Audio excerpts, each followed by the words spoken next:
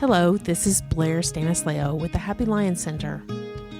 Welcome to our podcast, Mystical and Infamous, where we have playful and easy conversations about anything mystical, getting to the heart of all things strange and weird.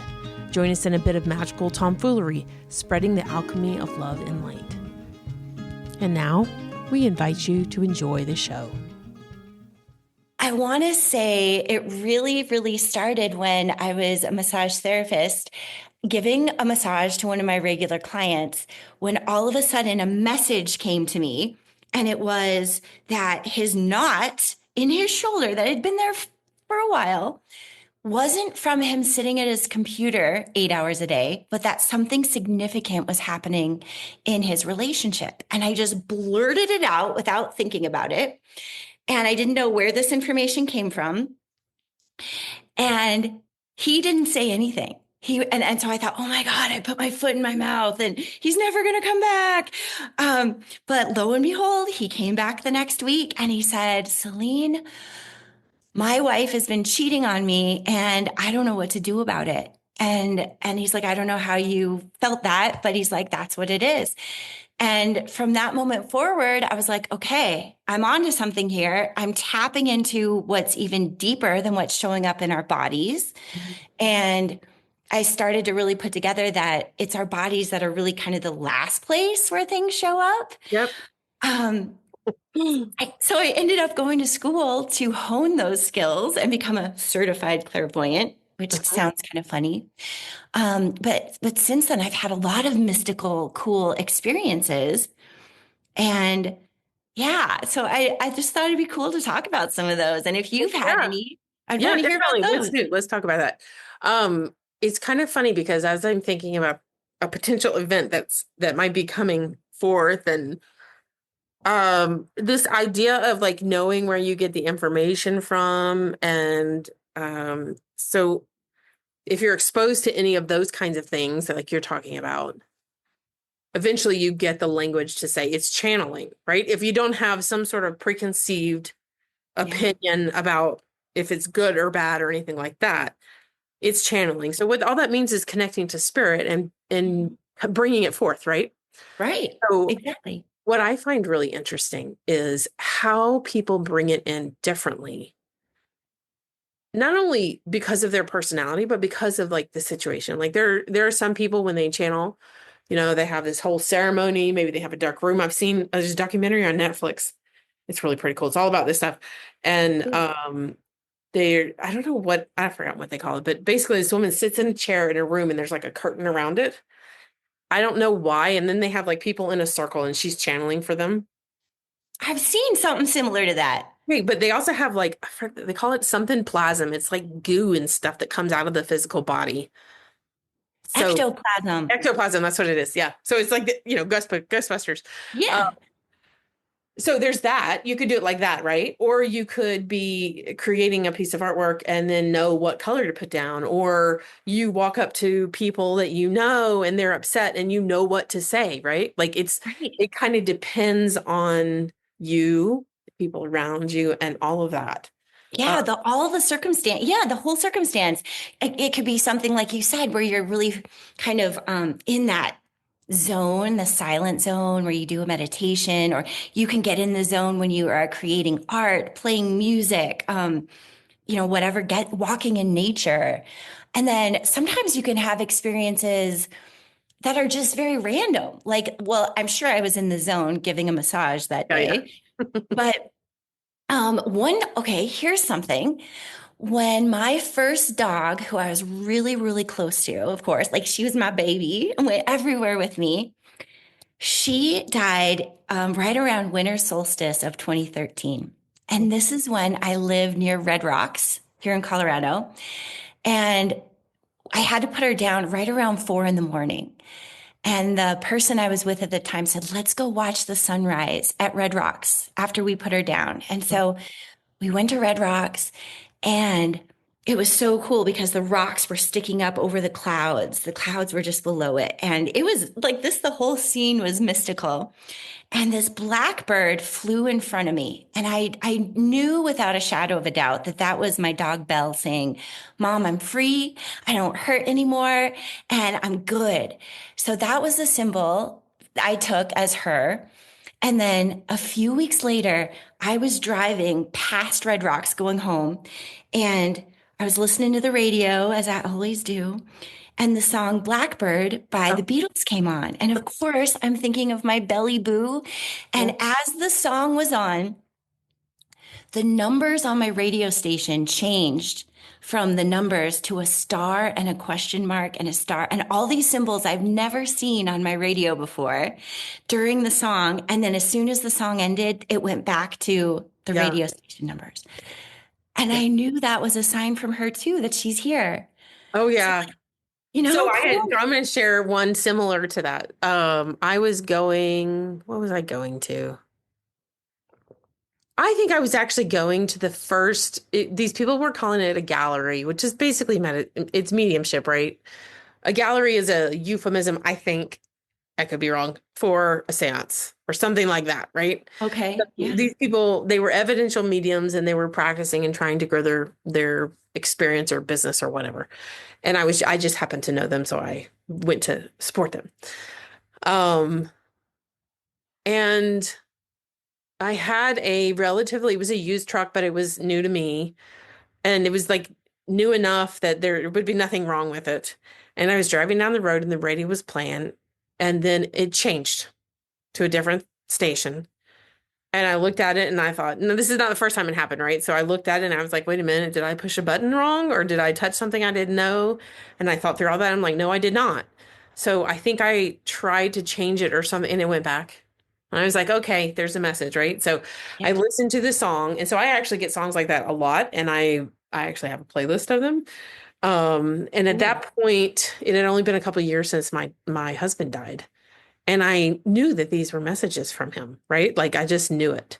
And Mhm. uh anyways, that's for me, that's how it comes through. Like honestly, in the last year, even just the last 6 months, I finally got I'm not gonna say it was a message, or I don't know if it was a message or it was a realization or something, but if you take love songs and instead of listening to them like it's a man and a woman or whoever it is that's romantically involved, take it as a love song to you from your true self. Then you're like, oh, that's it, right? Because you're not looking outside of yourself. And so I have actually currently have a song on repeat that is just like that is the epitome of that. Oh, do you mind sharing it? Absolutely. It's okay. So I think you say the name Sade, but it's Yeah, Sade. Sade. Oh, my Yeah. dad loves her. Yeah. A lot of people do. And this song is By Your Side. Oh, I already want to cry just from the title. I've had it on repeat for quite a while. Yeah. That's so cool. That see, you get messages from songs, and it's so much huger than we realize. You saying like instead of looking outside ourselves for that validation and the love, but to go within and find it within us. The more we do that and practice that, I feel the more we have these mystical experiences and Yes. these Yes. synchronicities, you know. Yeah. I think that the more you notice them, the more you do wind up. Oh, I don't know. I'm not saying you're not getting, I still think you're getting them. And they're Um, still there, but I think your awareness is more sharp with them. Like you start to yeah. notice them more and more, Oh, you this know? is funny. You'll like this. So same in reverse, though. Let's put this in reverse. Here's something. Okay. Blair, you need to fix this. So I was upset with my husband this weekend. And we were going to go somewhere. And I was like, just go without me. I don't want to go. And then he convinced me to go. And so we get in the vehicle. And the vehicle we took is a 1997 truck. Okay. So it's that old. It had just been worked on, but that's here nor there. Um, we're driving down the road. We only have to go about 7 to 10 minutes. And we get to the first stoplight. And I'm still really upset, really angry. I had two hair clips with me and I put them in the dash. And this noise starts happening. And I'm like, okay, I'm going to pick those up to see if that's the noise that we're hearing, you know. I picked him up and then he says, was that the clips? And I said, no, it's still the clip. I've got the clips right here. It's not the clips. And so the truck started making more noise. I don't know, we did stop once. And then he said, oh, we're going to make it. You've only got to make it one more mile. So he hits the gas and we go, and it's really just getting louder. It's not like, I mean, the thing wasn't blowing up or anything, but you knew something was wrong with it, right? And we go, and then we had to stop at the next light. And we stopped, and like a second and a half later, the thing just died, right? And I'm like, whew, that doesn't happen all that often for us, right?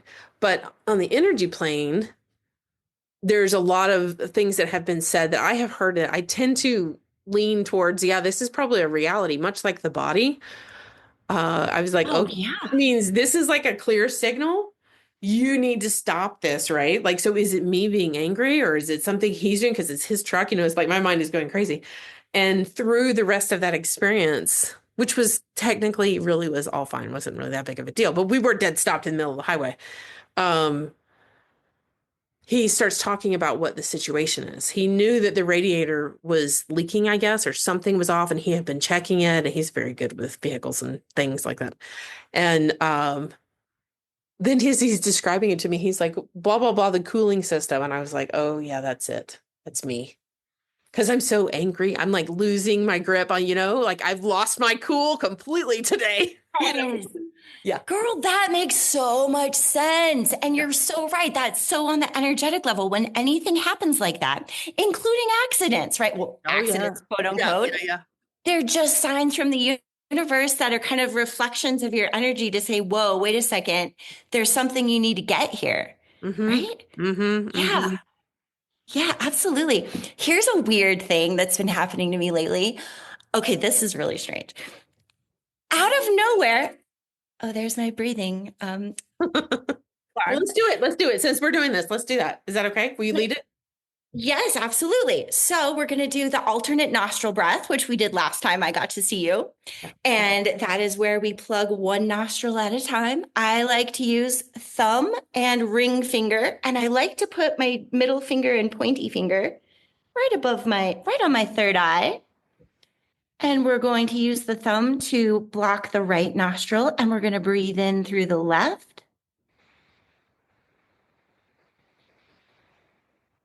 Hold for just a moment. And exhale slowly through the right.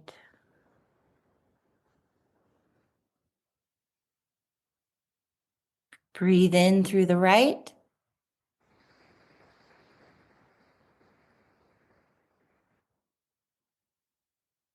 And slowly exhale through the left.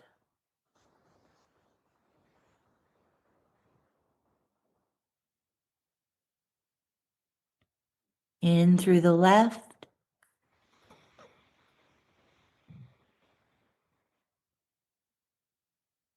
And out the right.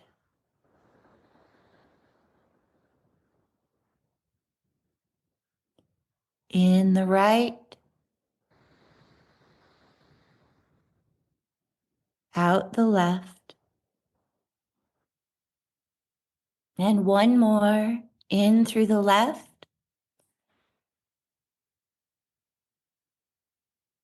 And out through the right. And let's just return to your normal breathing and notice how you feel. Or in my body. Definitely less Mm, in my head. good. Me too. I feel like I slowed down a notch or two, actually, which is good. Oh. Okay, so can we remember what we were talking about? Well, because this is so strange. Yes, I can remember. Okay. Out of nowhere, like I'll just be, for instance, like watching a show or taking a walk. And all of a sudden, I have this weird vision. And it's not really clear, but the gist of it is a rake or some sharp tool is coming at my eyeballs and poking my eyeballs out. Oh.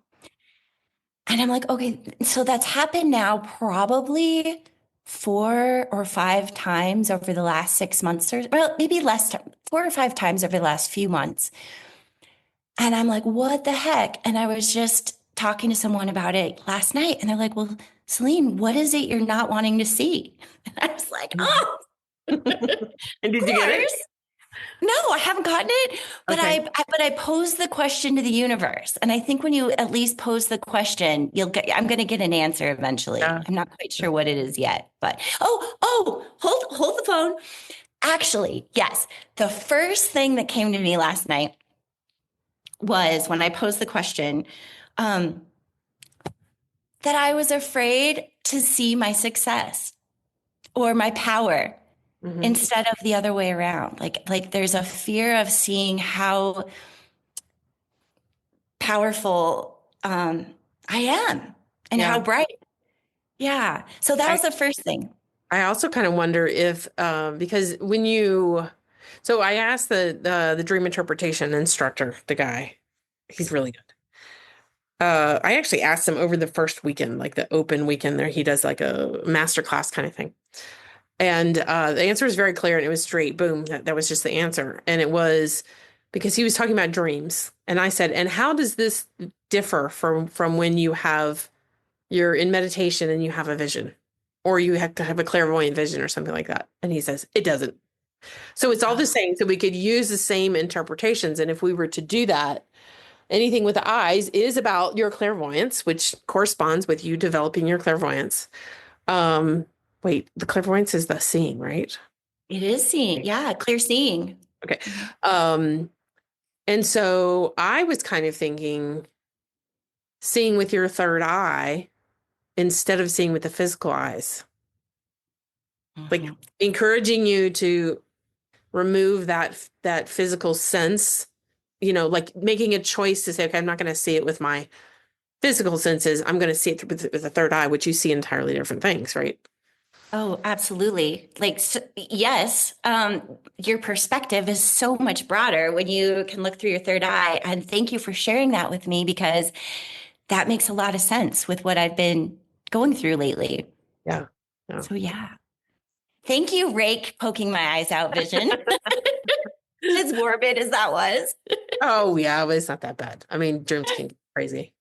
Um, yeah, I don't know. I don't know. Like there are things that happen. I kind of wonder, like, I think if I had probably shared with my husband, oh, this is about one of us, of course, that I'm in the vehicle and the vehicle dies. I'm not in that vehicle all the time, right? Right. I definitely think it has more to do with me than with him. Um, I don't know. I kind of wonder like how much, a lot of times what we're talking about is how we operate. Like we look for those signs and we make micro adjustments based on those things. I wonder, like somebody who's not in this realm or if it's new to them, how how would they take that? How would they say, okay, you're reading into things, or you're Mm, to something that's not really there. hmm. Yeah, because, but really, everything is neutral and nothing has meaning until it's the meaning we give it. Right. Yeah. We give things meaning. And I don't know. So it's a weird thing to think about.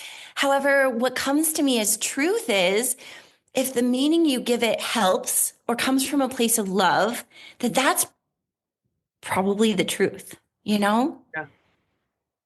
So I'm going to bring this into the conversation just because it happened to me this morning. I have a friend who's a light worker. She's kind of new to it. She doesn't really do it for business. She just does it because she's incredibly psychic and she has to. Like it's just not really it's not really a choice. And she is clearing out a lot of um probably negative energies from traumatic experiences. Okay. And she recently had something shown to her in a dream visually that was frankly probably mortifying. And I think it was actually um molestation. Her experiencing molestation. She was shown this in a dream. And I know that with through the dream stuff is that we are it's irrelevant what the topic is. A lot of times we're shown it in a way that feels distant from us so that we will take that in and understand that that is something we're dealing with. But if in the dream you are put in that position, that means you are so much more ready. Now, I don't know the details of her dream, so I don't know what her position was in the dream. But she was messaging me today, and frankly, she's in a whirlwind of definitely two in her mind. I mean, as can be very much expected. I think I would like to touch on this a little bit, because I think people outside of the energy working world, sometimes they have a hard time seeing what I believe to what I believe is honestly genuine truth, which is everything around us is a reflection of what's going on inside, right?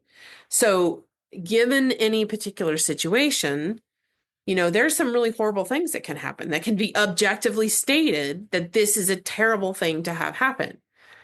Mhm. But that doesn't mean that somebody is like causing it to happen, right? You know what I'm saying? But in a way, they kind of are. Okay, I'm not sure if when you say that they're not causing it to happen, What I okay, mean I is, get what let's you're take a saying. dramatic one. Let's say that somebody gets raped. Are we saying that if they are raped, they cause it to happen? No, not Right. literally, not physically, right? But they Okay. have thought processes or they have emotions that are leading them into a situation where that may occur. Whereas if they dealt with those emotions or situations or, whatever, all the stuff behind the energy work behind it, right? Mm-hmm, Then mm-hmm. would they come into that situation? No, they wouldn't. That's what I That think. is exactly what my belief is as well. Okay. Yes, and I also believe that sometimes we create a blueprint. Well, we always create some sort of blueprint before we come into our physical bodies of, hey, these are the lessons that I'm coming to Earth to Yep. learn, Yep. Yep. and so we create these scenarios. And I feel like had the individual already learned whatever that was, they wouldn't have called that scene Yeah. to them Hmm. because they wouldn't have needed to learn whatever it was.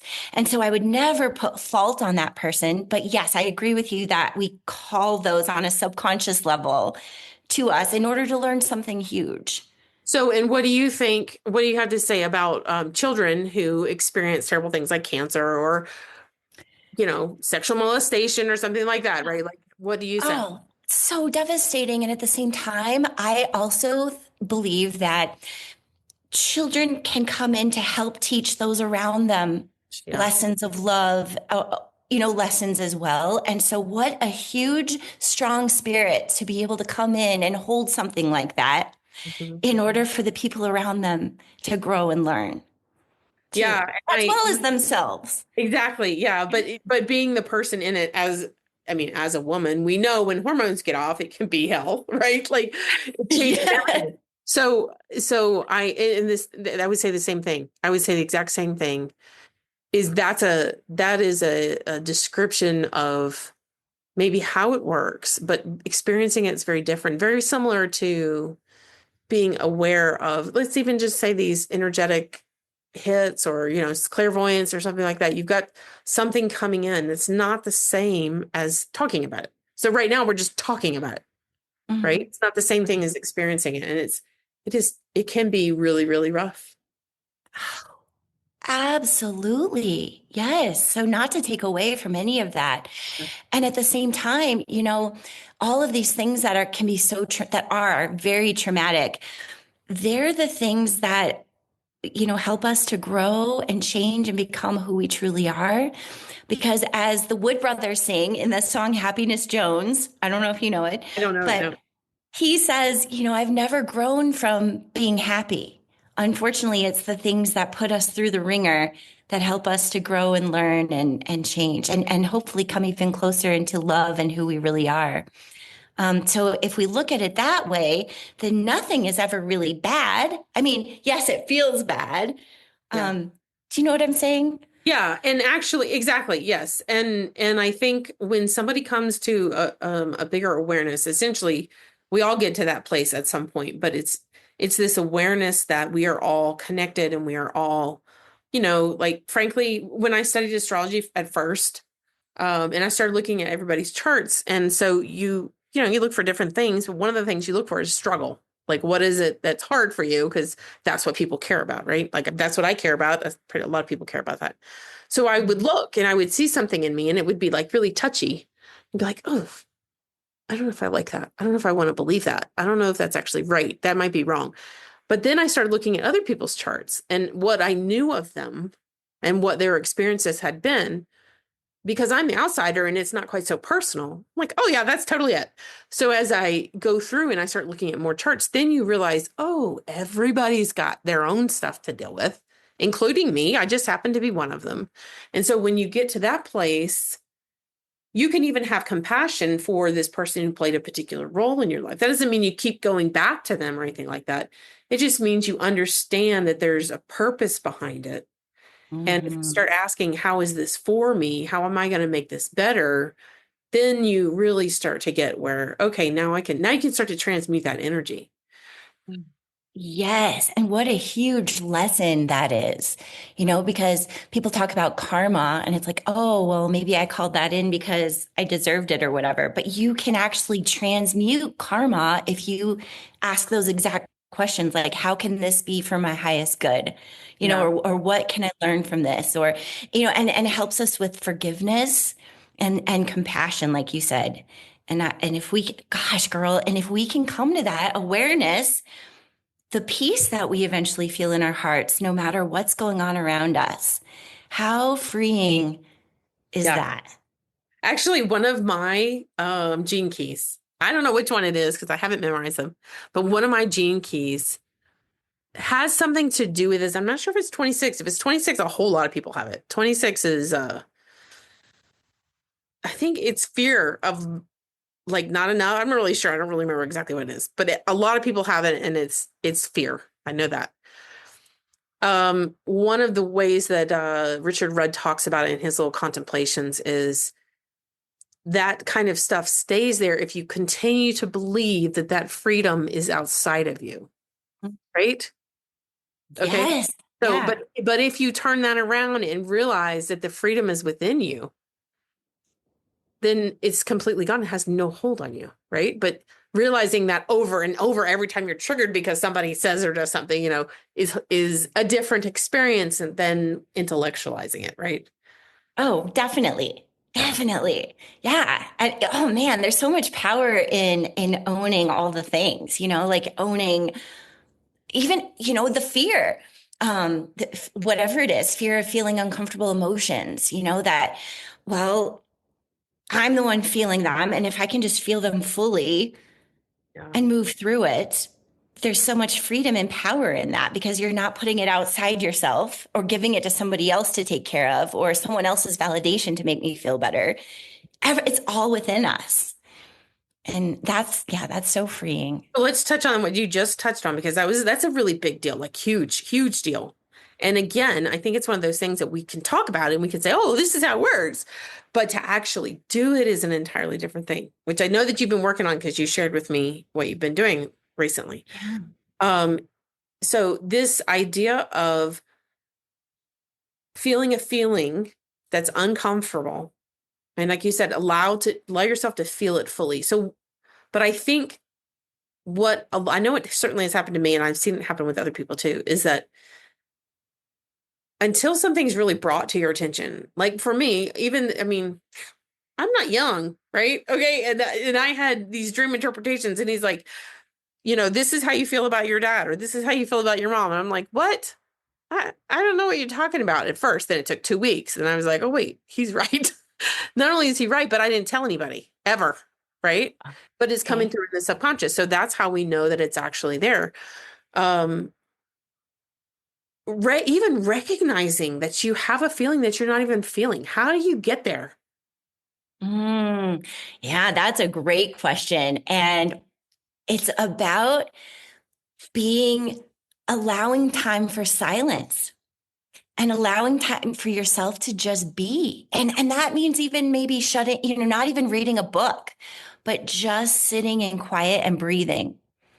That's where a lot of people get addicted to doing, Yes. and they don't realize it's because subconsciously, if they slow down, they're going to have to face something or Yep. feel something. Yeah. So it's so simple. It is about slowing the F down. Mhm. So I completely agree with that. And so in this past year, I've been working on recently been working on feeling those feelings all the way through, allowing them to be, okay. But also uh there's an intention of being in the space of, I'm going to call it creation, but basically it's being in the energy of what it is you hope for, in a sense. Like maybe you don't have this, right? You want to be in this new kind of energy. And so allowing yourself to kind of, if it was negative, we would say wallow, but like almost like play in that energy. And as that has been presented to me in different ways from different people, it is like the easiest thing, because what it reminds me of is just going back to what you did as a child, right? You listened to music that you like, you piddled, or, like, you couldn't say, I did these 5 things in the last hour like an adult does, but you still had fun, you Yeah. still enjoyed the moment. Yeah. Um, and so I've noticed that even I know what you're talking about, the doing. Like when you start to recognize, okay, I want to go do something right now because this is uncomfortable, just pay attention to what it is that's uncomfortable for you. But playing in that fun space doesn't either have to be like a specific way. It can be whatever you want it to be. Heck yes. And that's so important. What you bring up is to, yes, we need to feel our feelings fully and Mhm. get them expressed fully. But then we don't want to wallow in that. We don't want to get stuck in those repetitive, thought patterns and feelings. And so we want to pay attention to what we're thinking when we start to feel that. We want to feel it fully, but then playfulness, doing things that make you feel good are great ways to then start to create those new neural pathways in your brain so that you Yeah. can start to come out of it or start to even transmute those feelings and emotions and a space of gratitude, just being grateful for not only the things that are great in your life right now, but like you mentioned, things that we can't see yet with our physical eyes, but that we want to have eventually, and be grateful for that as though it's already here. So that's a great way to get yourself out of the feeling once you've felt it fully. But Yeah. both are very important to be able to feel Yeah. the anger and the sadness, and then to be able to bring yourself out. And right there is personal power. That is you being Right. able to That's feel freedom. That's yourself. real freedom. Like it doesn't matter Yes, what you give to me because I can do this. Yeah. exactly. And it doesn't matter what's going on around you. There could be war going on around you. And you have the ability to go within and feel what you need to feel and then change it. And Actually, that you say war, I really love that. The reason I love that is because a lot of people who are on this kind of path, like on a spiritual path, like that's the predominant focus for them. So these are the kind of people that would be geared to look for this podcast and listen to it, right? A lot of them, and I learned this more, it's not that I didn't know it, but it was said outright straight to my face repeatedly in this dream course. But a lot of us choose, like you're talking about soul contracts, we kind of choose to come into lives that are tough Mhm. for whatever reason. And the physical body becomes that thing that you can't ignore. So when they're dealing with that and then they take it to the spiritual level, then they start to realize, oh, this is all connected. So with that, people who are oftentimes on these spiritual paths have great difficulty, especially with digestion. Like, and you know what the metaphysical reason behind that is? You can't digest life. Like, so life is hard, life is terrible, or whatever, right? And it's hard to swallow, it's hard to digest, and then Mhm. after I'm in that. I'm in that band. I just realized I've had IBS for now it's been like 30 years, Um, yeah, and it's not a fun experience, but it does force you to be in the present moment. So let's go back to the body thing that you were mentioning prior. I don't think we hit record at the beginning of it, but you were talking about, you said the body is almost like the last place that it comes up. Would talk more about that. Yeah. So these things that make us uncomfortable start as thoughts, Mhm. and then it moves in. Thoughts create our emotions. And if we don't express our emotion, so this is really interesting. We actually have the ability to process trauma in 90 seconds. if we're willing to feel the emotion when it comes up fully without judgment. But if we don't do that, which most of us don't, and we kind of continue to ignore it or all the things, keep doing, excessively eating, maybe binge watching TV too much, whatever it is, and not feeling it, it starts to show up in our body. And it can show up in so many ways, and eventually if we don't look at it and deal with it, it can turn into disease, and this kind of ties into what we were talking about earlier. Was I the one that caused this disease? And I think on the bigger picture, yeah, but not to blame yourself or shame yourself, but to use it as, wow, how can I use this to learn and to grow and to shift and change? But so these things do show up in the body, and it's really important for us to calm our nervous system, and use somatic tools in order to help us heal. From breath work to tapping. I think that's called EFT. That's really helpful. Dancing, sometimes shaking stuff off. Things that help our body to release and let go are really important to help to calm that nervous system and help heal. And they seem like little things, but they help so much. They really are. And I find it interesting you said that about the shaking, because if anybody's been around, any listener has been around somebody that just creeps them out, pretty much most people will spontaneously shake, just like when they get out of the space. Yes, it just comes naturally. Yeah. There's a reason for that.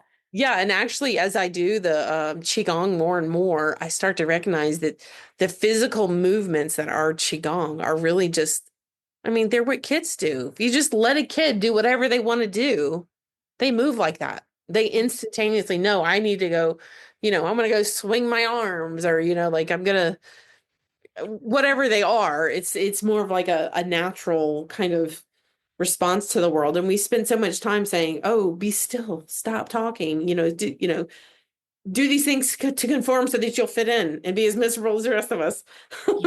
Yeah. Let's start breaking that pattern. Yeah. So man, yeah. And just the more we're aware, the more we can learn and grow and share these cool things. And the more we'll see these cool things happening. Yeah. So when somebody's dealing with trauma, what do you have, like, can you say like one thing that would help them the absolute most?